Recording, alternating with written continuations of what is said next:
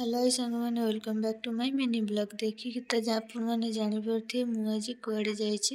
ତଥାପି ମୁଁ କହିଦେଉଛି, ଆଖଣ୍ଡଳମଣିଙ୍କ ପାଖକୁ ମୁଁ ଯାଇଥିଲି 9:30 ବେଳେ ଯାଇ ମନ୍ଦିରରେ ପହଞ୍ଚିଗଲି।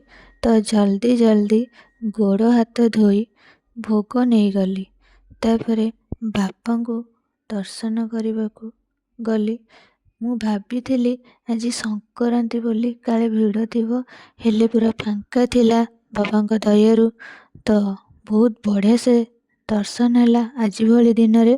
ତ ବାବାଙ୍କ ଉପରେ ଯାଇ ମୁଁ ଆଗ ପାଣି ଢାଳି ନେଲି। ତ ସେଠୁ ଆସିବା ପରେ ନନ୍ଦୀଙ୍କ ପାଖରେ ମୋର ମନର କଥା ସବୁ କହିକି ପଳେଇ ଆସିଲି।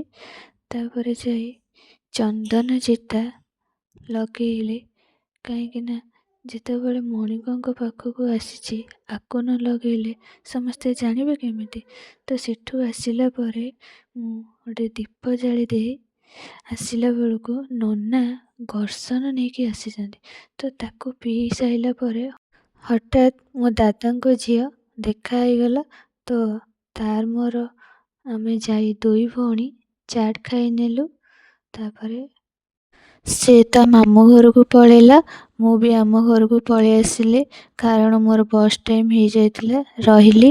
ହର ହର ମହାଦେବ।